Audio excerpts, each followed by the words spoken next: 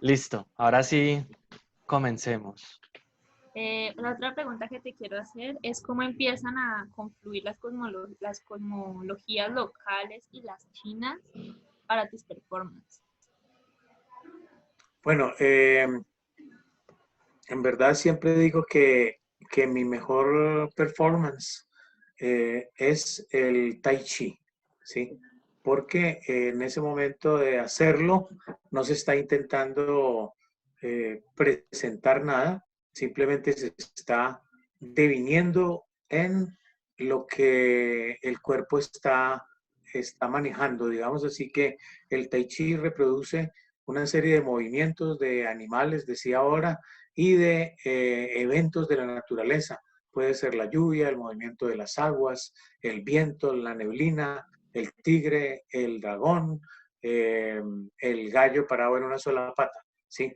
De manera que estos performances del cuerpo y del espíritu, del manejo del chi, son verdaderos actos de chamanismo, de magia, de trabajo para redibujar el cuerpo. En verdad, cuando uno hace Tai Chi, está tomando una lección de anatomía que sucede sobre su propio cuerpo. Su cuerpo deviene no solamente en animal, sino también en paisaje, ¿sí? Y es sobre ese paisaje del cuerpo que se trabaja, trazando una serie de caracteres en el aire.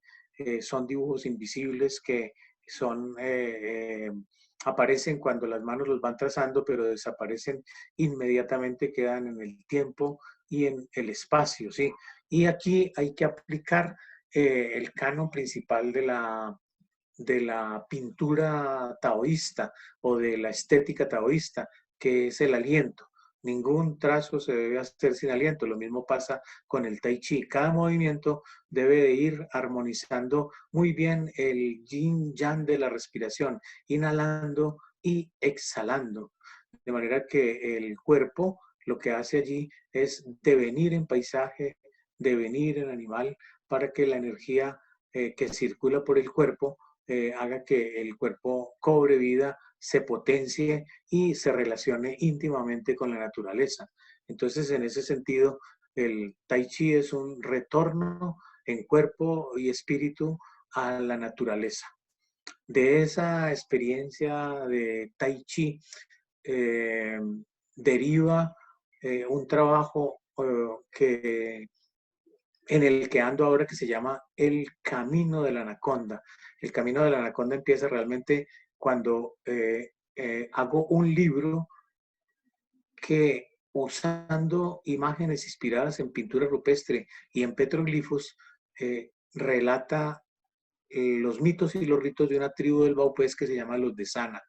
Ese libro con textos poéticos de Fernando Urbina lo imprime la universidad. Bueno, yo lo hago inicialmente como un libro que se lleva hecho a mano, con dibujos hechos a mano sobre papel de raíces y de hojas de la selva.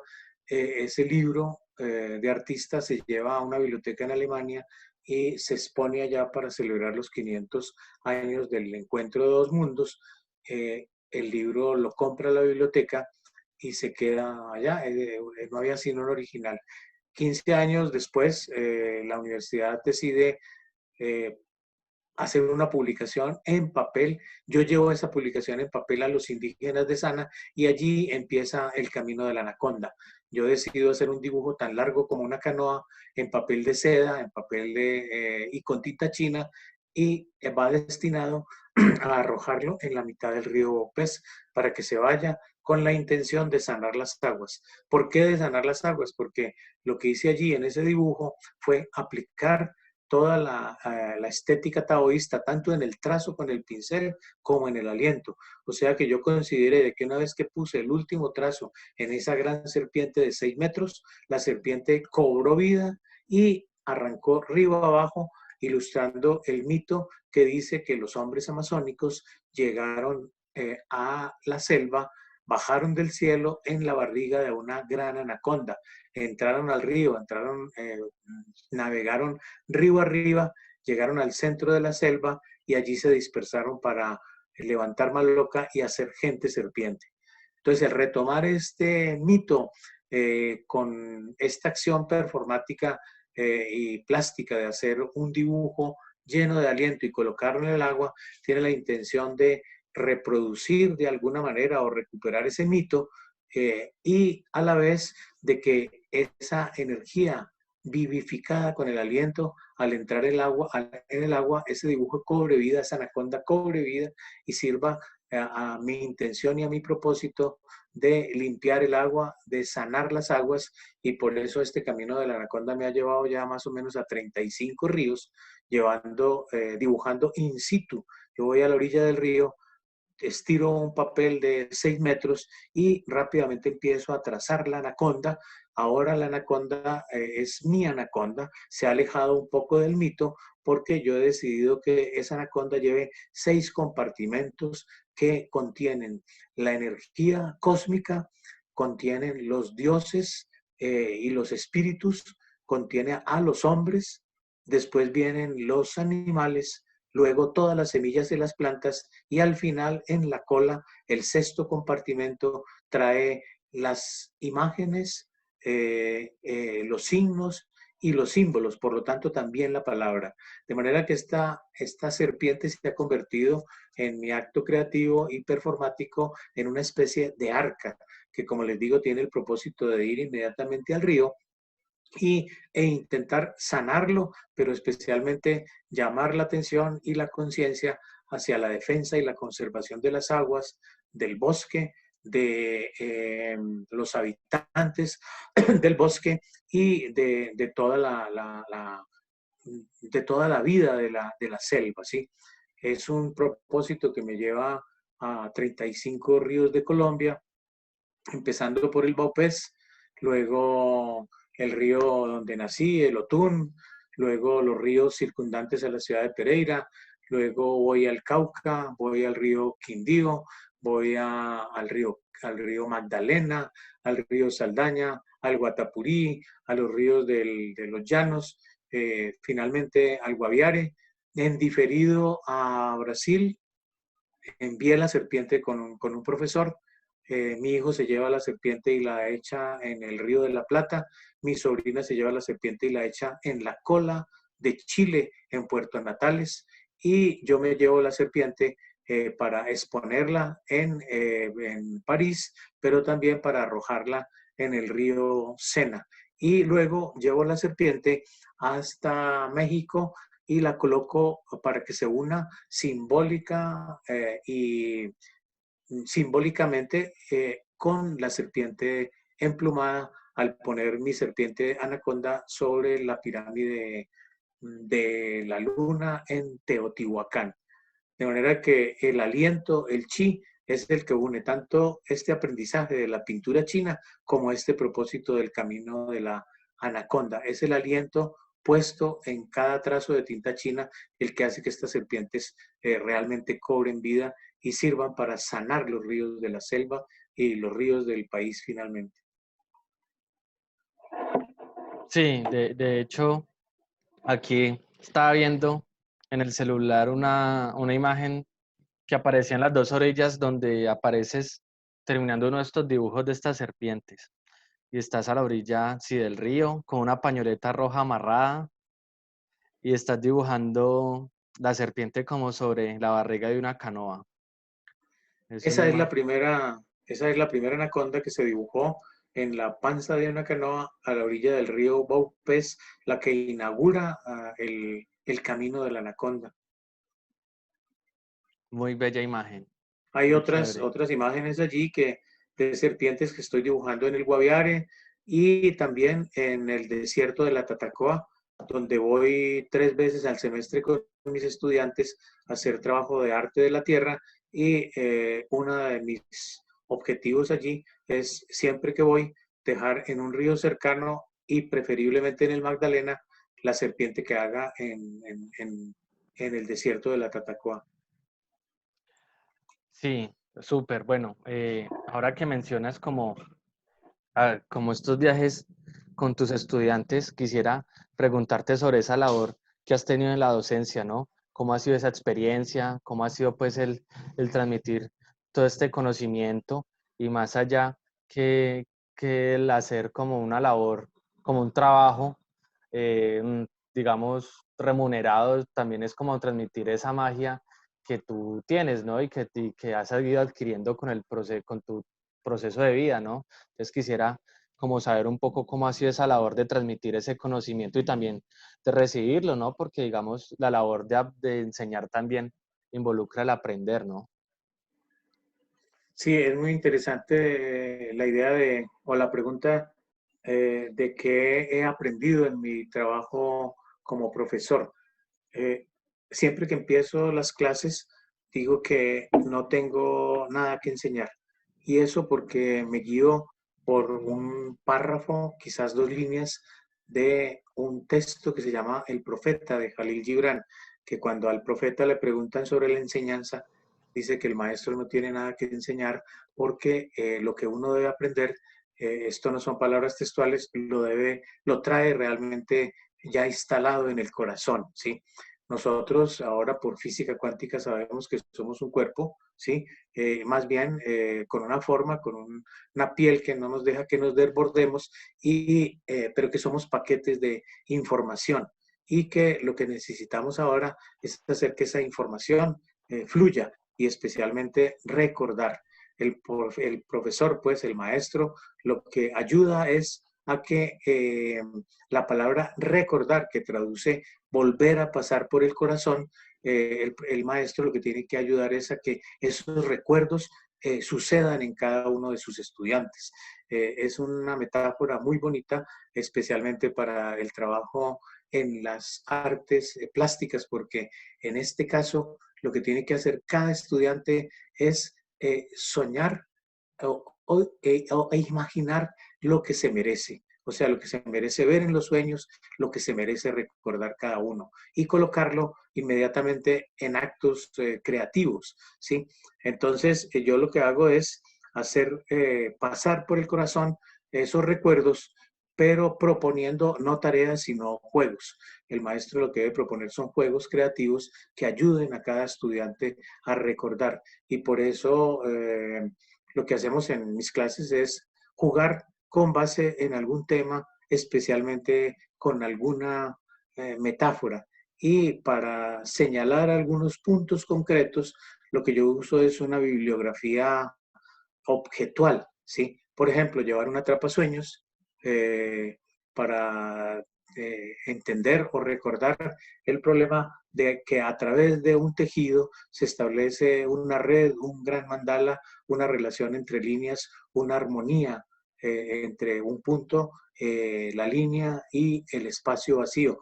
Y así el mandala me sirve también para trabajar las operaciones de mutación, el caleidoscopio para entender que las cosas no son fijas, sino que uno las está mirando e inmediatamente ellas están cambiando, ¿sí? Se dice que Borges escribió el Aleph a partir de un caleidoscopio que le regaló una novia despistada, ¿sí? Él mirando por este huequito descubrió que todas las cosas podían converger en un solo punto. O sea que este caleidoscopio, un tubito que uno hace en el colegio, con vidrios de botella costeña y 3 espejos, sirve para entender el cosmos, ¿sí? De manera que todos estos pequeños objetos, ¿sí? El dodecaedro, un laberinto, un aparatico como el que tengo yo aquí, una serpiente, una esfera, todos son objetos que permiten incitar a la imaginación para que recuerde. Igualmente son objetos que permiten tocar de alguna manera en la puerta de la intuición de cada uno y despertarla. Eso es lo que yo hago en mis clases. Y a partir de las respuestas se produce el asombro de ver que suceden cosas inimaginables, que cada quien va haciendo que broten, ¿sí? Dije la palabra asombro y es intentar que con pequeñas historias y metáforas se pueda no solamente incitar a la imaginación y a la intuición, sino señalar que en un momento determinado el acto creativo es un acto mágico y por eso se llama a ese instante en que las cosas se transforman, el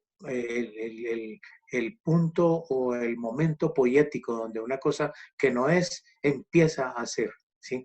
Entonces allí, en ese momento, señalando ese instante, es donde hay que hacer que cada quien aprenda a atrapar el asombro, o sea, que se asombren, que las cosas que suceden son siempre milagrosas y uno tiene que estar atento a esas apariciones, a esos milagros y resonar con ellos. Cuando resuenas, el corazón se mueve, la mano necesita entrar en acción y se produce el acto creativo. Por eso el sembrar bambú en el corazón de mi libro lo que hace es señalar que necesitamos aprender primero que todo a ver, ¿sí? Después hay que sentir con el corazón, primero el ojo, luego el corazón y luego la mano. Cuando uno ve y el corazón se mueve, el cuerpo se convierte como en un sismógrafo y necesita la prótesis del lápiz en la mano porque este es el sismógrafo de los movimientos del corazón. Por eso es que cada trazo no es más que la huella del movimiento interior o del aliento. Eso es lo que trato de decirle a mis estudiantes siempre con la intención de que cada quien sueñe o recuerde lo que se merece. Bueno, pues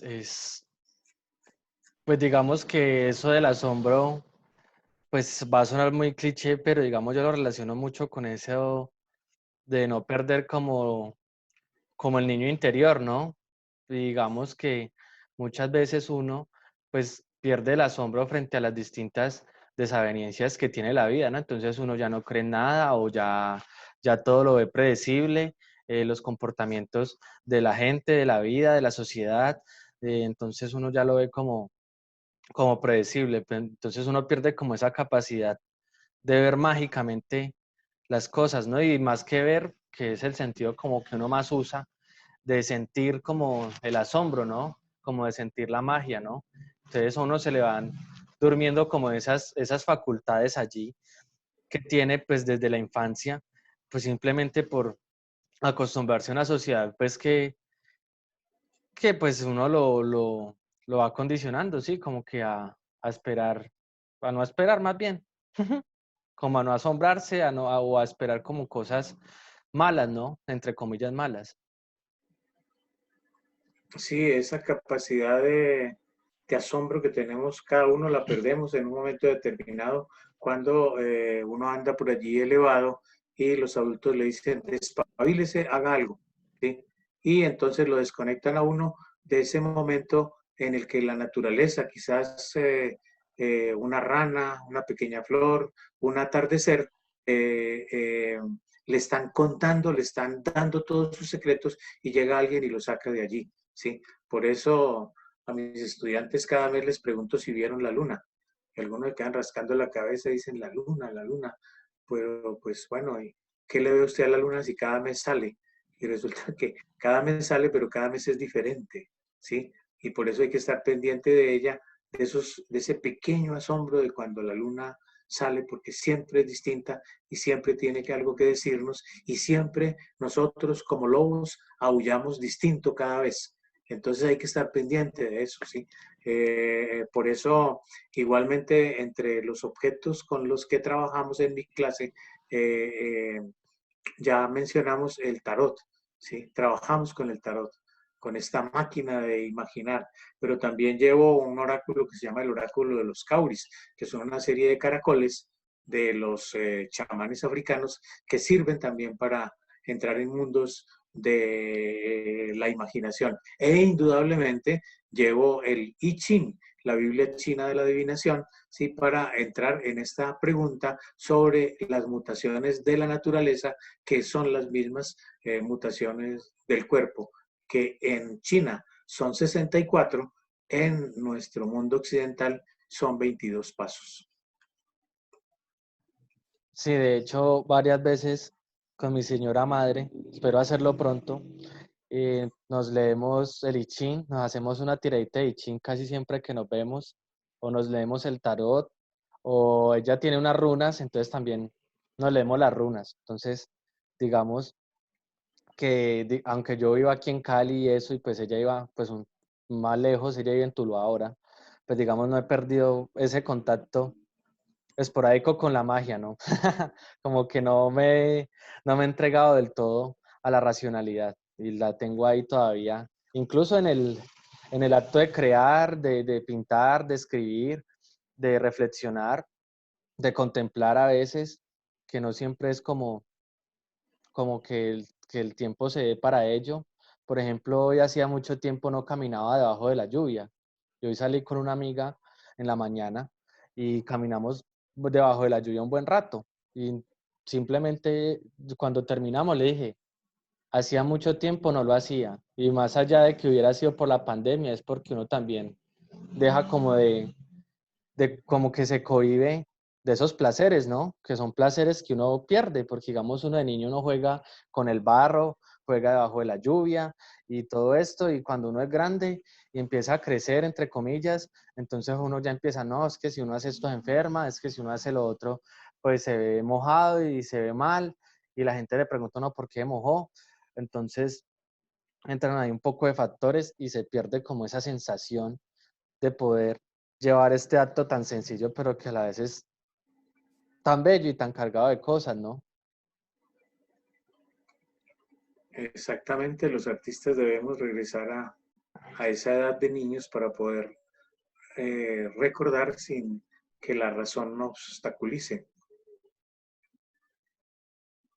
Sí, bueno, maestro, yo creo que le va a hacer ya la última pregunta para terminar de muy buena forma esta genial entrevista que nos ha concedido. Y es la pregunta prohibida, que era, pues, la que, de un momento yo la busco, que era esta pregunta sobre como el panorama artístico y esto. Entonces se la hago pues de una manera más específica, que es la opinión que te merece el panorama artístico actual. Sí, es bueno que sea la última pregunta y podamos terminar ya porque no tengo nada que decir sobre el panorama artístico actual. Yo prefiero, y ayer estaba pensando precisamente en eso porque la alcaldesa acaba de dar permiso para subir a Monserrate y yo lo que hago es cada 8 días subir a Monserrate y desde allí ver el panorama de la ciudad, pero no subo como devoto, tampoco subo como deportista, sino que subo como artista, como performer. Y subo cada 8 días, sábado temprano, voy caminando lentamente, voy midiendo la pierna, el corazón y la imaginación, y cuando llego allá, pues no dejo indudablemente de recordar, viendo todo el panorama de la ciudad, ese momento en que el diablo le ofreció a Cristo en la montaña todo el poder y todo el universo, ¿sí? Realmente me interesa más y subo con los estudiantes, subo a 3 montañas como trabajo artístico, subimos a Monserrate a hacer un trabajo allá, a enterrar un golem precisamente, a dejarlo allá. El trabajo del golem y las esferas que mencioné ahora lo dejamos en la montaña. También llevamos otras esferas y otro golem a otra montaña que se llama la montaña del Majuy, y luego vamos a observar solamente el agua y la neblina en el páramo de Chingaza. Y para contrastar, ¿sí? Para entrar en otro panorama, que es lo que tú me preguntas, vamos a acampar 3 días y hacer trabajo plástico allí con la tierra, más con la tierra que con la arena y la piedra y el cuerpo en el desierto de la Tatacoa. O sea que me interesa más este trabajo con el cuerpo sobre el panorama de la naturaleza que el panorama de las artes. Lo que sí puedo decir ahora es que estamos en un estado liminal y especialmente en este momento de pandemia en el que esta virtualidad nos ha puesto y nos ha separado. Los artistas necesitamos estar cercanos, necesitamos el aliento, el abrazo, la percepción de todo el acto creativo. Los talleres, necesitamos entrar a los talleres y oler los materiales. Eso nos estimula la memoria y la imaginación. Y ahora estamos haciendo un trabajo que de cierta manera es absolutamente impersonal, insípido, un acto de fe. Yo confío en que ustedes están allá en Cali, ustedes confían en que yo estoy aquí en Bogotá, yo confío en que mis estudiantes están al otro lado de la pantalla haciendo la tarea. Eso en verdad es absolutamente negativo, pero abre también la puerta e inaugura en territorio de pandemia o en tiempos de pandemia ese otro arte que será el lenguaje de aquí en adelante, ¿sí?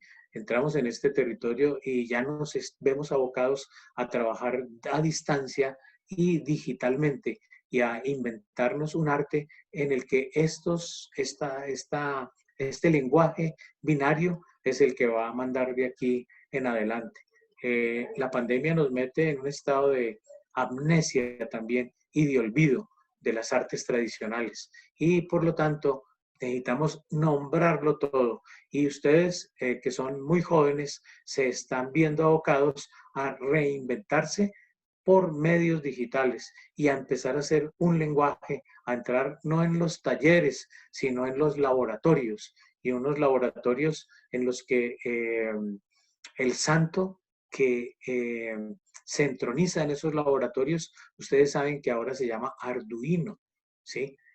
Tenemos que rezarle a Arduino para empezar a crear ese arte del futuro que no tiene nombre todavía, que tenemos que, como hizo García Márquez en 100 años de soledad, o como nos dice García Márquez en 100 años de soledad, necesitamos volver a nombrarlo todo, ¿sí? Para poder recordar para qué sirven las cosas. Entonces necesitamos ponerle un arte a ponerle un nombre a ese arte del futuro, ¿sí? Un arte que sigue empezando por el lápiz y el papel, pero que inmediatamente entra en el lenguaje binario, en el uso de Arduino y que nos va a llevar rápidamente a esa puerta que vislumbramos allí, que va a ser como la entrada del arte absolutamente desconocido, que es lo holográfico. Yo creo que la holografía, que ya presagiaba un hombre que se llamaba Mandrake, cuando Mandrake quería comunicar con la familia, aparecía una transmisión holográfica desde por allá de un planeta, ¿sí? Y él interactuaba con esa transmisión, ¿sí? Se está haciendo esa utopía de la tira cómica realidad, tan realidad que había un hombre que se llamaba Dick Tracy y cuando quería hablar con sus... era un detective, cuando quería hablar con su jefe o con la policía, hacía así y tenía un reloj en el que aparecía la imagen, era un reloj televisor. Hoy tenemos un aparatico con el que nos podemos comunicar inmediatamente con el mundo, con el que nos estamos comunicando en este momento. De manera que todo de aquí para adelante está por nombrarse, el arte que tenemos que hacer va a suceder a partir de este estado liminal en que nos ha puesto la pandemia y les corresponde a todos los jóvenes inventarse ese arte entrando por la puerta que yo creo que es lo holográfico. En 50 años veremos cómo sucedió, ¿sí? Les toca a ustedes. Ese es mi concepto del panorama de las artes en este momento. Muchas Sí, pues gracias, Alejandro, por la invitación. sí, yo quería decir unas últimas A palabritas ya. ver, estoy a la orden. Sí, no, pues eso que tú dices del panorama es completamente cierto. Digamos que Perfiles se enmarca dentro de ese arte holográfico, dentro de esa forma de divulgar también como las prácticas artísticas y esto. Entonces esto es un poco lo que para generaciones de antaño sería ciencia ficción. Y cómo desde una pantalla se habla de arte y se exhibe arte y se muestran los artistas, ¿no? Entonces, me parece muy interesante esa reflexión tuya y ya pues quería agradecerte de mi parte y de parte de Dani, pues como esta charla tan interesante, tan chévere que tuvimos. Sí, y unos relatos hermosos de tu vida, de tu experiencia en China y cómo tú a todo lo que haces le imprimes una magia genial en el solo hecho de peinarte la barba con una mano de madera. Es muy genial ese acto. Vea, Alejandro, quería decir a lo último que, por último, que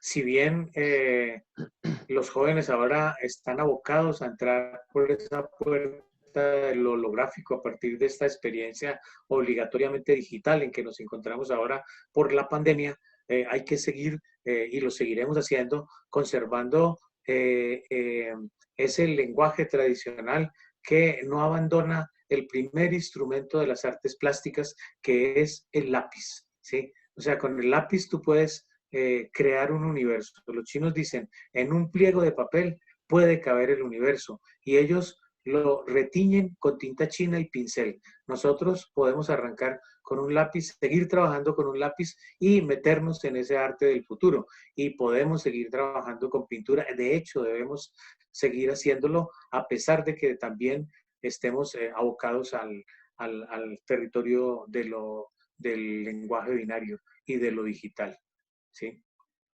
Es un llamado a la conservación de estas técnicas, de estas cocinas que en verdad nos mueven de una manera mucho más específica el cuerpo y los sentidos. Habrá que ver qué cuerpos y qué sentidos en términos de los cyborg vamos a tener que tener para en un futuro afrontar las largas jornadas sentados como esclavos en la pantalla. Por ahora nos salva incluso ese arte tradicional que empieza con el lápiz y el papel.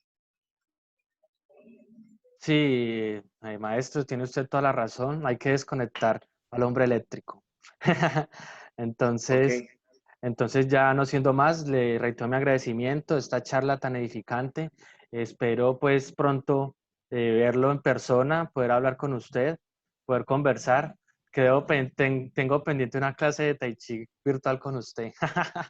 Está abierto ahí la invitación. Tenemos martes, jueves, sábado y domingo, 7 a 9 de la mañana, para todo el que quiera entrar, absolutamente gratuito. Lo único que tienen que hacer es enviarme un correo solicitando, pues diciendo por qué quieren hacer Tai Chi, y yo con mucho gusto los inscribo, y desde ese momento pueden participar en las clases de Tai Chi para hacer esta caligrafía invisible con la cual inicié esta charla.